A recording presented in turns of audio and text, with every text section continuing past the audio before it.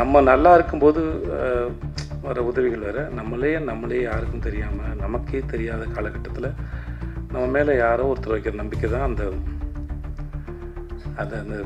ஒரு இருண்ட வீட்டில் ஏற்றுற அகல் விளக்கு. தம் வாழ்க்கையில் ஏற்பட்ட அனுபவங்களை உட்காந்து அழகாக பேசி அலசி ஆராய்ஞ்சு வழி அனுப்பின ஒரு ஆள்னு நினைக்கிறேன் அவர். எனக்கு எப்பயுமே என் கூட நடிக்கிற நடிகர்களோ இயக்குநர்களோ இல்லை யாரோ ஒருத்தர் சந்திக்கிற நபரோ அந்த மூளை எப்படி ஃபங்க்ஷன் ஆகுது, அது எப்படி சிந்திக்குதுங்கிற ஆச்சரியம் வந்து எனக்கு எப்பவுமே இருந்துகிட்டே இருக்கும். நம்ம குழந்தைக்கு வாங்கி கொடுத்த கரடி பொம்மை மாதிரி அந்த வயசில் பெரியவர்னால மரியாதை பேச வேண்டியதாக இருக்குது. இல்லாட்டி தம்பி என்னப்பா சாப்பிட்டியா அப்படின்னா எனக்கு யோகி பாபு எப்பயுமே ரொம்ப ஆச்சரியப்படுது. யோகி பாபு ரொம்ப ஆச்சரியப்படுத்துறது. எல்லாருக்கும் வணக்கம். வந்திருக்கிற பத்திரிகை மற்றும் ஊடக நண்பர்கள் அனைவருக்கும் வணக்கம். Thank you so much. எங்கேருந்து ஆரம்பிக்க தெரியல. முதல்ல இந்த ஃபென்னி ஆலிவர் இந்த பையனை இன்றைக்கி தான் பார்க்குறேன். மார்க் பண்ணி வச்சுக்கோங்க, அவன் சீக்கிரமாக படம் பண்ணுறோம் நினைக்கிறேன், டைரக்டர் ஆகிடும் நினைக்கிறேன். ஒரு எடிட்டர் இவ்வளோ அப்சர்வ் பண்ணி எனக்கு தெரிஞ்சு ரூபன் பேசி நான் கேட்டுருக்கேன் ஜவானில் பேசினப்பில். அதுக்கப்புறம் நிஜமாக எல்லாரையும் மார்க் பண்ணி எல்லாரையும் பார்த்து எல்லாத்தையும் கவர் பண்ணிட்டீங்க. வாழ்த்துக்கள் உங்களுக்கு, வாழ்க நல்லா இருங்க.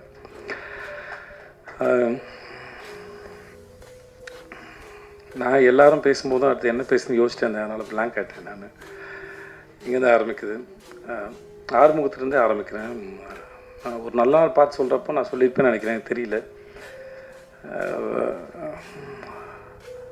முதல்ல ஒரு படத்துக்கு வாய்ப்பு தேடி போகும்போது, வர்ணம்னு ஒரு படத்துக்கு வாய்ப்பு தேடி போகும்போது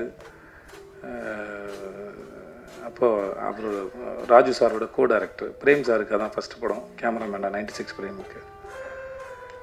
நுங்கம்பாக்கத்தில் தான் ஆஃபீஸ் இது, ராஜு சாரோட ஆஃபீஸ். அவர் சாஃப்ட்வேர் கம்பெனி. நான் போய் என் ஃபோட்டோ வந்து பூபதின்னு ஒரு மேனேஜர் இருக்கார், அவருக்கு கொடுத்துருந்தாரு. அதை பார்த்து என்னை கூப்பிட்டாங்க. போனோடனே எனக்கு வந்து சீனை சொல்கிறேன், டயலாக் எழுதிட்டு நடிங்கன்னாங்க. ஸோ முதல்ல அங்கே டயலாக் எழுதும் போது தான் தெரியும் எனக்கும் டயலாக் எழுத வரும்னு. ஸோ நானே போய் என்னோடய சீனுக்கு டயலாக் எழுதிட்டு அதுக்கப்புறம் கீழே போய் ஜெல்லு வாங்கிட்டு வந்து தள்ளி தேய்ச்சிக்கிட்டு அப்புறம் நானே சீன் எழுதுனதுனால எனக்கு ஃப்ளோ இருந்தது, மாடுலேஷன் இருந்தது. இப்போ வேற ஒருத்தர் எழுதின சீனை நடிக்கும்போது நமக்கு அதுக்கு அந்த என்ன நினச்சி எழுதியிருப்பாங்க, எங்கே பாஸ் கொடுக்கணும் அப்படின்னு நமக்கு அதை ரெடி ஆகிறதுக்கு ஒரு டைம் எடுக்கும். ஸோ அந்த சீன் வந்து நானே எழுதுனதுனால என்னால் அதோட ஈஸியாக பேச முடிஞ்சது, மெமரைஸ் பண்ண வேண்டிய அவசியம் இல்லை. ஸோ அப்படி வச்சு என்ன எடுத்தார். அப்புறம் வந்து வேற ஒருத்தர் செலக்ட் பண்ணியிருந்தாலும் எனக்கு அவருக்கு எந்த அறிமுகமும் இல்லாமல் இருந்தாலும் இந்த பையன் நல்லா நடிக்கிறான் அப்படின்னு சொல்லி எனக்காக ரொம்ப ஸ்ட்ராங்காக ரெக்கமெண்ட் பண்ணி எனக்கு அந்த வாய்ப்பு வாங்கி கொடுத்தது ஆறுமுகம் தான். ஸோ அதனால் காலத்துக்கும் அது ஏன்னா ஆர்ட்டை பொறுத்த வரைக்கும் மற்ற ஏதாவது டிகிரினா வந்து வெளியே படித்து சர்டிஃபிகேட் கொடுத்துடலாம். ஆனால் ஆர்ட்டை பொறுத்த வரைக்கும் நம்ம நம்பணும், நமக்கு நாமே கொடுத்துக்கிற சர்டிஃபிகேட் நினைக்கிறேன். நம்மக்கிட்ட அது வந்திருக்கா இல்லை அப்படின்னு புரிஞ்சுக்கிறது. அதுக்கான சந்தர்ப்பத்தை யாராவது ஒருத்தர் ஏற்படுத்தி கொடுக்கும்போது தான் நமக்கு தெரியும், ஓகே நம்மளால் அதை பெர்ஃபார்ம் பண்ண முடியுதுன்னு. ஸோ அந்த மாதிரியான ஒரு சந்தர்ப்பத்தை எனக்கு ஏற்படுத்தி கொடுத்த திரு ஆறுமுகத்துக்கு எப்பயுமே நன்றி. அதுக்கப்புறம் நடுவில் கொஞ்சம் பக்கத்துக்கான படம் பண்ணும்போதும் நான் ஆப்ஷனில் இல்லை, சரி விஜய் வேணாம் அப்படின்னு தான் இருந்தாங்க. இதுவும் எனக்கு பிரேம் சார் சொல்லி தான் தெரியும். ஆறு தான் வந்து உனக்காக ரொம்ப ஸ்ட்ராங்காக ரெக்கமெண்ட் பண்ணார். விஜயை பார்த்துட்டு ஆடிஷன் பண்ணிவிட்டு ரிஜெக்ட் பண்ணுங்கள், பார்க்காம ரிஜெக்ட் பண்ணாதீங்க அப்படின்னு ரொம்ப ஸ்ட்ராங்காக சொன்னது ஆறு தான் எனக்கு பிரேம் சார் சொல்லி தான் தெரியும். ஸோ அதுக்கும் ரொம்ப நன்றி. ஸோ அதனால் நம்ம நல்லா இருக்கும்போது வர உதவிகள் வேறு, நம்மளே யாருக்கும் தெரியாமல் நமக்கே தெரியாத காலகட்டத்தில் நம்ம மேலே யாரோ ஒருத்தர் வைக்கிற நம்பிக்கை தான் அந்த ஒரு இருண்ட வீட்டில் ஏற்றுற அகல் விளக்கு. அந்த விளக்கை முதல்ல ஏற்றி தொடங்குனது அவர் தான். ஸோ அதுக்கு ரொம்ப நன்றி. ஸோ அதனால் அவர் என்ன தான் சொன்னாலும் எவ்வளோ தான் இருந்தாலும் அது அந்த தொடக்கத்துலாம் எல்லாமே தொடங்குது. எங்கள் அப்பாவோட கடைசி காலத்தில் வந்து தன் புள்ள வந்து உருப்பிடுமா அப்படின்னு அவர் படுக்கையில் இருக்கும்போது அவர் கேட்டபோது வர்ணம் படத்தில் நடித்த ஃபோட்டோ காமிச்சு, கவலைப்படாத உன் புள்ள நல்லா வந்துடுவான் பாரு, எனக்கு நடிக்க வருது பாரு அப்படின்னு அந்த படத்தை ஃபோட்டோ நான் காமிச்சிருக்கேன். அதனால் வந்து ஸோ எப்படி பார்த்தாலும் சில மூமெண்ட் வந்து அதை உருவாக்குனவங்களும் அந்த சந்தர்ப்பத்தையும் வந்து காலத்துக்கும் அதுக்குள்ளே வந்துட்டு போகிறது வந்து ஒரு ஏதோ வகையில் நம்மளை வந்து உயிரோடு இருக்க வைக்கிது நான் நம்புகிறேன், ஈரத்தோட. ஸோ அதனால் அதுக்கு எப்பயுமே நன்றி. மற்றபடி ஒரு நல்ல நாள் பார்த்து சொல்கிறேன், இல்லை இந்த படம் இல்லை லாபங்கிற படத்தை எனக்காக வந்து எக்ஸிக்யூட் பண்ணி கொடுத்தாரு. நான் ஜனாவுக்காக அந்த படம் பண்ணணும்னு விரும்பினேன். பட் ஏற்கனவே நான் ப்ரொடக்ஷன் பண்ணும்போது என்னோடய ப்ரொடக்ஷனில் சரியாக ஹேண்டில் பண்ண முடியாதனால அவருக்கு ப்ரொடக்ஷன் ரொம்ப நல்லா வரும். அதனால் அவரை கூப்பிட்டு, சார் ஜனா சாரோட படம், ஸோ இதை நீங்கள் எந்த எனக்காக பண்ணி கொடுக்கணும்னு சொல்லி எனக்காக வந்து பண்ணி கொடுத்தது அவர் தான். ஸோ அவர் எனக்கு அதுக்கும் ரொம்ப நன்றி. ஸோ அதனால் இது அந்த நான் அவருக்காக நிறையா விட்டு கொடுத்தேன் அந்த மாதிரி எதுவும் இல்லை. ஸோ அவர் பண்ணது நிறையா எனக்கு பண்ணியிருக்கார். ஸோ ரொம்ப ரொம்ப நன்றி சார். அப்புறம் இந்த இதில் முடிஞ்சிச்சு. இந்த பையன் ஜஸ்டின், எனக்கு இவனை ரொம்ப பிடிக்கும். ஏன்னே தெரியாது. சில பேரை இல்லை, அவன் மியூசிக் டைரக்டர் நல்லா மியூசிக் பண்ணுவாங்கிறதுனால இல்லை, அது அவனுக்கு தெரியும். ஃபஸ்ட் டேலேருந்து இல்லைடா சந்தேகம் இல்லைல்ல அதில். ஏன் தெரியாது, சில பேர் எனக்கு பார்த்த உடனே பிடிக்காது. அது ஏன்னு எனக்கு தெரியாது. சில பேரை பார்த்து ரொம்ப பிடிக்கும். அவங்க நல்லவங்களா கெட்டவங்களாலாம் எனக்கு தெரியாது. ஆனால் வந்து எதனாலையும் தெரியாது, சில பேரை எனக்கு பார்த்தா பிடிக்கும். அதனால் அப்படி எனக்கு பார்த்தோன்னே ரொம்ப பிடிச்சது. நானும் ஒன்றும் அவனும் அடிக்கடி சந்திச்சுக்கிறதோ பேசிக்கிறதோ குசலம் விசாரிச்சுக்கிறதோ அப்படிலாம் எந்த பழக்கமும் கிடையாது ரெண்டு பேருக்கு நடுவில். ஆனால் எப்பவுமே அவனை உரிமையாக வந்து என் சகோதரனை போல் நடத்துறதும் ரொம்ப முக்கியமான ஒரு ஆளாக இருக்கிறதும். ஆனால் ரெண்டு பேரும் ஒன்றும் எப்போயாவது தோணுச்சுன்னா ஃபோன் பண்ணி பேசுவேன். மற்றபடி பெரிய பரிமாற்றமோ அப்படிலாம் எதுவுமே இல்லை. ஆனாலுமே அவனை ரொம்ப பிடிக்கும். ஸோ ஜஸ்டின் இந்த படத்தில் ரொம்ப அற்புதமாக வேலை பார்த்துருக்கேன். அது நான் சொல்ல தேவையில்லை. ஒரு முறை கீரவாணி அவனை பற்றி பேசினதை வச்சுருந்தேன். எனக்கு ரொம்ப பெருமையாக இருந்தது. அவன் கூட பிறந்திருந்த இல்லை அவங்க வீட்டு ஆளுங்க எவ்வளோ சந்தோஷப்படுவாங்களோ எனக்கு அவ்வளோ சந்தோஷமாக இருந்தது. நம்ம வீட்டு பிள்ளையை பற்றி இன்னொருத்தர் பேசுகிறது, ஒரு மிகப்பெரிய ஆள் பேசுறதுங்கிறது எவ்வளோ சந்தோஷமோ எனக்கு அவ்வளோ சந்தோஷமாக இருந்தது. ஜஸ்டினோட ஒர்க் வந்து இந்த படத்தில் மிக பிரமாதம். ரொம்ப அழகாக பண்ணி கொடுத்துருக்கான். ரொம்ப நன்றி ஜஸ்டின். அப்புறம் அவினாஷ் சார் பார்க்குறது தான் கரடு முண்டா இருப்பாப்ல. நம்ம குழந்தைக்கு வாங்கி கொடுத்த கரடி பொம்மை மாதிரி அந்த ரொம்ப சாஃப்ட்டு. எப்படி இந்த குழந்தை இத்தனை வருஷமாக இந்த உலகத்தில் கரெக்டாகவும் வளர்ந்துச்சுன்னு எனக்கே தெரியல. But really is very cute. அந்த எப்படி சொல்கிறேன்னு தெரியல. வயசில் பெரியவர்னால மரியாதை பேச வேண்டியதாக இருக்குது. இல்லாட்டி தம்பி என்னப்பா சாப்பிட்டியா அப்படின்னு தான் கேட்கணும். Is such a cute. எப்படி சொல்கிறேன்னு தெரியல. அவர் பேசும்போது கவனிச்சிருப்பீங்க, ஒரு மாதிரி ரொம்ப எக்ஸைட்டடாக அப்படியே ஒரு மாதிரி இருந்துருப்பாப்புல. ஆள் தான் கொஞ்சம் ஜிம்முக்கெல்லாம் போய் அந்த பாடி டைட்டாக இருக்கும். மைண்ட் வந்து ரொம்ப சாஃப்ட். இந்த ஸ்மைலி பால் மாதிரி இருக்கும் அவரோட மைண்ட் எனக்கு தெரிஞ்ச வரைக்கும். அப்புறம் மிஸ்டர் இந்த ரொமான்டிக் வில்லன் சந்தேகமாக இருக்கும். இவர் குட்டா பேடானே தெரில. இன்ன வரைக்கும் எனக்கு கண்டுபிடிக்க முடியல. நடுவுலேயே இருக்கிறீங்க, என்னன்னு தெரியல. குட்டா பேடா எனக்கு தெரியாது. இவர் கூட எத்தனை வருஷம் பழங்காலும் கண்டுபிடிக்க முடியாது போல. சில பேரை பிடிக்கும், சில பேர் பிடிக்காது, சில பேர் புரியாது. அந்த மாதிரி ஆள் தான் எனக்கு. என்னமோ தெரியல, ஏதோ பேசிட்டு இருக்கும்போது எனக்கு தோணுச்சு அவருக்கு. I don't know, sometimes I feel. அதனால சொன்னேன், சார் ஏதோ உங்களுக்கு நல்ல நேரம் ஆரம்பிச்சு சார் அப்படின்னு தோணுன்னு சொன்னேன். சரி, ரொம்ப நேரம் பேசிட்டு இருந்தபோது ஏதோ ஊரில் வந்துச்சு. ஒரு சில சமயம் காலம் சில பாடங்களெல்லாம் எடுத்து முடிச்சதுக்கப்புறம் அதெல்லாம் உட்காந்து யாராவது அனலைஸ் பண்ணி பார்க்கும்போது, அனலைஸ் பண்ணாங்கன்னா அது அடுத்த கட்டத்துக்கு நகர்ந்து போவாங்க அப்படின்னு நம்புவேன். இப்போ ரீசெண்டாக ரூமி அவருடைய கவிதை ஒன்று படிக்கும்போது அதில் இருந்தது. எனக்கு கவிதையெல்லாம் முழுசாக ஞாபகத்தில் இருக்காது, படித்தது. பட் இந்த எசன்ஸ் மட்டும் தான் இருக்கும். எசன்ஸாக வந்து ஒவ்வொரு நாளும் நம்ம எந்திக்கும் போது சில சமயம் வந்து ஒரு அற்பத்தனம், ஒரு சந்தோஷம், ஒரு சின்ன அவேர்னஸ், இந்த மாதிரி சில விஷயங்கள் வந்துட்டு போகும். அதோடு சேர்த்து வஞ்சனையும் வரும், துரோகம் வரும், அவமானம் வரும். இதெல்லாம் ரொம்ப தூரத்துலேருந்து வருது. அது ஒவ்வொரு முறையும் நம்மளை வந்து சேரும்போது அதை ஒழுங்காக பராமரித்து பத்திரமா பாதுகாத்து, ஒரு விருந்தினர் போல பாதுகாத்து அவர் பத்திரமா அனுப்பி வைங்க. ஏன்னா அது நம்மளை அடுத்த கட்டத்துக்கு நகர்த்தி போகிறதுக்கு அது வந்துட்டு போகுது, மிக முக்கியமானவங்க அப்படின்னு அந்த கவிதை பேசும். அந்த மாதிரி தம் வாழ்க்கையில் ஏற்பட்ட அனுபவங்களை உட்காந்து அழகாக பேசி அலசி ஆராய்ஞ்சு வழி அனுப்பின ஒரு ஆள்னு நினைக்கிறேன் அவர். அதனால் அவருக்கு நல்ல நேரம் இருக்குன்னு நான் நம்பினேன். அதை வச்சு நான் சொல்லியிருப்பேன் நினைக்கிறேன். ஸோ அதனால் மனசில் வந்து சார் சொன்னேன். சார் உட்காருங்க சார். ஆனால் மிஸ்கின் சாருக்கு செல்லமாக வச்ச பேர் இந்த டெஸ்டோஸ்டிரோன் ட்ரீ, அதையும் மனசில் வச்சுக்கோங்க. அவர் அதெல்லாம் கூப்பிட்றத விரும்புவாப்பில். இது கைத்தட்டி ரசிக்கிறது வந்து அவருக்குள்ளே இருக்க அந்த சின்ன பையன் வந்து ரொம்ப இல்லை சார், அவர் ஹை இன் ரொமான்ஸ் அப்படின்னு சொல்கிறாங்க சார். ரொம்ப ரொமான்டிக் ஃபீல். அவருக்கு தான் வயசே ஆகாது. இந்த மார்க்கண்டேன் மாதிரி சார் அவர். ஓகே. அப்புறம் ஆர்ட் டைரக்டர் சார்,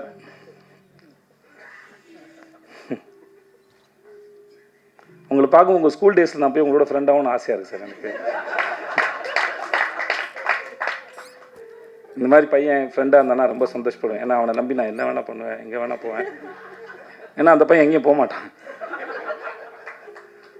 எனக்கு அவருக்கும் பெரிய பழக்கம் இல்லை, நிஜமாக இல்லை சார். ரெண்டு பேரும் அவ்வளோ பேசிக்கவே இல்லை. நீங்கள் பேசும்போது ரொம்ப ரொம்ப சமத்து பையனாக ரொம்ப க்யூட்டாக இருந்தது சார். இந்த நோட் புக்கில் லேபிள்லாம் கரெக்டாக ஒட்டி பேர்லாம் தப்பு இல்லாமல் எழுதி ப்ரெசென்ட் பண்ணுவாங்கல்ல அந்த மாதிரி ரொம்ப ஸ்வீட்டாக இருந்துச்சு சார் பேசும்போது. பாருங்கள்,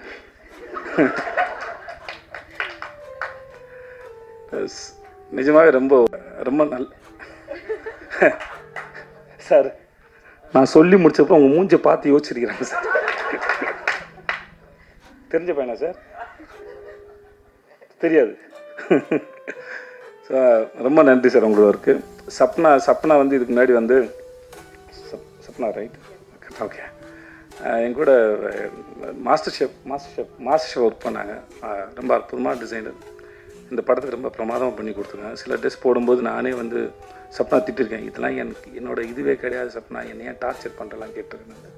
ஸோ இன்றைக்கி ஸ்க்ரீனில் பார்க்கும்போது நல்லா இருக்குது. ரொம்ப thanks Sapna, thanks so much. அப்புறம் எங்கள் கேமராமேன் ருக்மிணி, ஐயோ சாரி மறந்துட்டு போகிறேன். ருக்மிணி வந்து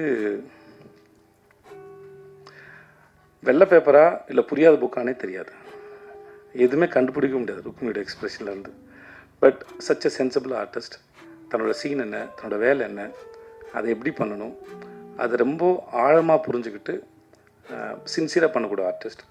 அதாவது எந்த அளவுக்கு சின்சியர்னால், நம்ம போகிற லொக்கேஷன் எது, அந்த ஊர் எப்படின்லாம் படிச்சுட்டு வந்துடுவாங்க. அந்த அளவுக்கு ரொம்ப ரொம்ப சின்சியரான ஒரு ஆர்டிஸ்ட். நான் கூட சொன்னேன் பாருங்கள், ப்ரொமோஷன் வீடியோவே எந்த மாதிரி மூடில் இருக்குன்னு தெரிஞ்சு கேட்டுக்கணும். இல்லை ஒரு நாள் ஏதோ ஒரு ஷூட் பண்ணும்போது நான் திவ்யா அந்த ஒரு காரில் போயிட்டு இருந்தேன் சார். நானும் திவ்யா ருக்மிணி வந்து காரில் போகிற மாதிரி ஷார்ட் அது. அப்போ சொன்னாங்க அந்த ஊர் என்ன, பிஃபோர் இண்டிபெண்டன்ஸ் அது எப்படி இருந்தது, மலேசியாவோட இண்டிபெண்டன்ஸு, பிரிட்டிஷ் இருக்கும்போது எப்படி இருந்தது, இதெல்லாம் இவ்வளோ படிச்சு என்னமா வந்தீங்க அப்படின்னு கேட்டேன். இல்லை சார் இந்த ஊருக்கு வரனால இந்த ஊரை பற்றி தெரிஞ்சுட்டு வந்தேன் சார் அப்படின்னாங்க. எனக்கு ரொம்ப ஆச்சரியமாக இருந்தது. இதெல்லாம் தெரியாமல் கூட வாங்கலாம், ஜாலியாக தான் இருக்கும். வந்து எல்லா விஷயத்தையும் முன்னாடியே தெரிஞ்சுக்கிறது. இப்போ ஒரு வாரம் கழித்து நடக்க போகிறது என்ன, ஒரு மணி நேரம் கழித்து நடக்க போகிறது என்ன, இல்லையோ ஏதோ ஒரு விஷயத்தை தெரிஞ்சுட்டேன். தப்புன்னு சொல்ல வரல, அது ரொம்ப சிறந்த விஷயம்.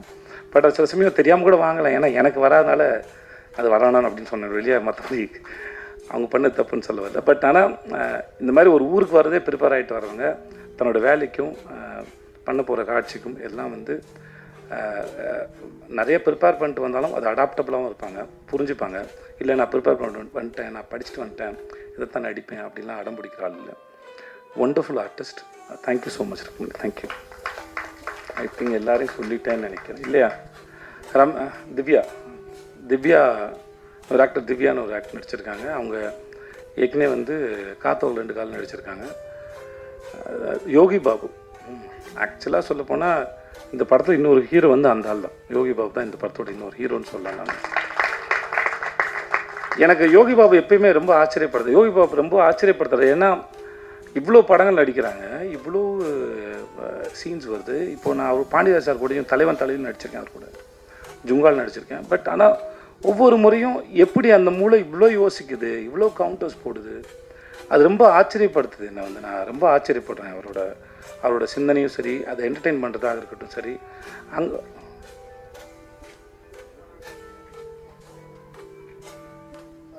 பரவாயில்ல பேசணுமா?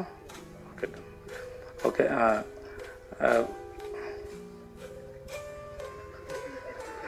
சரி, அவர் பண்ணலாம். அவர் தான் எங்கள் பிஆர் யுவராஜ், அவர் பண்ணலாம். அது நல்ல, அது எதுவும் பிரச்சனை இல்லை. எனக்கு யோகி பாபு எப்பயுமே ரொம்ப ஆச்சரியப்படுத்துவார். அவரோட ஒர்க் பண்ணும்போது நான் இத்தனை படம் ஒர்க் பண்ணியிருக்கேன். அவரோட டைமிங்கு சில சமயம் வந்து அங்கே இருக்கட்டும், டப்பிங்கில் ஒன்று போடுவார். நானே டப்பிங் பேசி முடிச்சுட்டு சொன்னேன், நான் சார் நான் சிலது இம்ப்ரூவைஸ் பண்ணியிருந்தேன்னா சார் திருப்பி வந்து அவரை கூப்பிட்டு அவரோட படம் போட்டு காமிச்சு திரும்பி பண்ண சொல்லுங்கள் சார், அவர் திடீர்னு எதாவது போடுவார் சார் இந்த மனுஷன். ஸோ நிறைய இடத்துல அவரோட இம்ப்ரூவைஸ் பண்ணது, சில சமயம் நடிக்க முடியாமல் நானே சீனில் சிரிச்சிருக்கேன். அவரோட எக்ஸ்ப்ரெஷனாக இருக்கட்டும், ஹீ இஸ் ரியலி ரொம்ப டேலண்டடான ஒரு மனுஷன். அப்புறம் நடுநடுவில் வந்து படம் டைரக்ட் பண்ணுறதுக்கு கதையெல்லாம் சொல்லுவார், ரொம்ப நல்லாயிருக்கும். நான் ஒரு முறையும் பேசும்போது தலைவா டைரக்ட் பண்ணிடுங்க தலைவா, ரொம்ப யோசிக்காதீங்க, ஏன்னா அவர் ரொம்ப நல்லா யோசிக்கிறார். சும்மா உட்காந்து டைம் பாஸ் பண்ணி நான் பார்த்தே இல்லை யோகி பாபு யாரோ ஒருத்தராவது இன்ட்ராக்ட் பண்ணுறாரு, ஏதாவது பேசுகிறாருன்னா இல்லை ஏதாவது ஃபன் இருக்கும். எனக்கு ஒரு முறையும் ஆச்சரியமாக இருக்குது. எனக்கு எப்பயுமே என் கூட நடிக்கிற நடிகர்களோ இயக்குநர்களோ இல்லை யாரோ ஒருத்தர் சந்திக்கிற நபரோ அந்த மூளை எப்படி ஃபங்க்ஷன் ஆகுது, அது எப்படி சிந்திக்குதுங்கிற ஆச்சரியம் வந்து எனக்கு எப்பவுமே இருந்துகிட்டே இருக்கும். அது எனக்கு பல முறை என்னை ஆச்சரியப்படுத்திருக்கார் Yogi Babu. One of the very sensible actor, very good actor. அந்த மூஞ்சில் என்ன பண்ணாலும் உட்காருது, என்ன பண்ணாலும் அதை கேரி பண்ண முடியுது. அவ்வளோ கான்ஃபிடண்ட்டான ஒரு ஆள். நான் ரீசெண்டாக அவரை பற்றி நிறைய நெகட்டிவ்ஸும் பார்க்குறேன். ஆனால் நான் ஒர்க் பண்ண அனுபவத்துன்னு சொல்கிறேன், அந்த ஆள் வந்து ரொம்ப தங்கமான மனுஷன், ரொம்ப சிந்திக்கக்கூடிய ஒரு மனுஷன், அற்புதமான ஒரு வேலைக்காரர். அவர் கூட வேலை பார்த்த இந்த அனுபவம் வந்து மிக சிறந்தது. இந்த படத்தோட இன்னொரு முக்கியமான தூண்னு சொன்னால் அது யோகி பாபு நான் சொல்கிறேன். அவ்வளோ பிரமாதம் பண்ணியிருக்காரு. இந்த படத்தை நிறைய இடத்துல வந்து அருண் தூக்கி நிப்பாட்டிருக்காப்ல. Thanks to Yogi Babu and Ramya, Divya வந்து ரொம்ப திவ்யா ஒரு சப்போர்ட்டிங் ரோல் பண்ணியிருக்காங்க. அதை நீங்கள் ட்ரெயிலரில் பார்த்துருப்பீங்க. அவங்களும் ரொம்ப அற்புதமான ஆக்டர். திவ்யாவுக்கு ரொம்ப நன்றி. Thank you so much. I think நான் யாரையும் விடல நினைக்கிறேன். And thanks to N DOP sir. நான் காந்தி டாக்ஸ்னு ஒரு சைலண்ட் ஃபிலிம் பண்ணேன், மராட்டி டைரக்டர் கிஷோர் பலேக்கர்னு சொல்லிட்டு. எனக்கு அதில் தான் வந்து கரண் சார் வந்து அறிமுகம். அவர் சல்மான் சார் ஃபிலிம்லாம் பண்ணியிருக்காப்புல. இந்த படத்துக்கு கேமராமேன் பார்த்துட்டு இருக்கும்போது நான் தான் சொன்னேன், சார் எனக்கு அவரோட ஒர்க் ரொம்ப பிடிச்சிருந்து, ரொம்ப ஃபாஸ்ட்டாக வந்தது. எனக்கு வர வேண்டியது அவர் வந்து போஸ்ட் ப்ரொடக்ஷனில் இருக்கனால வர முடியல. ரொம்ப பிடிச்சிருந்தது சார், நம்ம அவரை கன்சிடர் பண்ணாமல் யோசிச்சு பாருங்கன்னா. அப்போ 2 பேரும் மீட் பண்ணாங்க. இந்த படத்துக்கு அவருடைய ஒர்க் வந்து ரொம்ப பெருசு. Thanks to Karan sir and Sam cheers and everybody. யாராக விட்டுருந்தேன்னா அசிஸ்டன்ட் டைரக்டர்ஸ் டீம், அப்புறம் என்னோடய பசங்க எல்லாருக்கும் ரொம்ப நன்றி. வந்திருந்தவங்க எல்லாருக்கும் ரொம்ப ரொம்ப நன்றி. தேங்க்யூ. தேங்க்ஸ்.